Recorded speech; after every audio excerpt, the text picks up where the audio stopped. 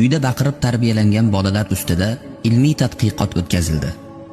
Yoki ona baqirib tarbiyalaydi, yoki ota. Xo'sh, natija qanday? Bunday bolalarda miya rivojlanishi baqiriqsiz tarbiyalangan bolalarnikidan ancha farq qiladi. Olimlar nimani aniqlaganini bilasizmi?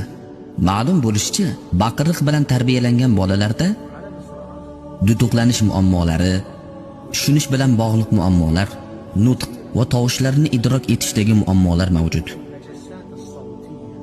Va yana peshob tuta olmaslik holatlari asosan baqiriq bilan tarbiyalangan bolalarda uchrashligi aniqlangan. Ba'zi holatlarda depressiyaga ham olib kelgan. Tarbiyani xotirjam va muloqot orqali berish kerak. Agar baqirvoray desangiz ham 1 yoki 2 oyda bir bo'lsin.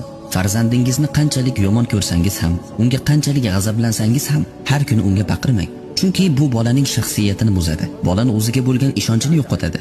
Natijada bunday bola zaif odam bo'lib ulg'ayadi. Men ba'zi bemorlarimda titroq kasalligini ko'rdim. Ularda qo'rquvlar, fobiyalar paydo bo'ldi. Ular baland ovozni eshitishlari bilanoq titray boshlaydilar. Bunday kasalliklar farzandlarimizni mayib qiladi.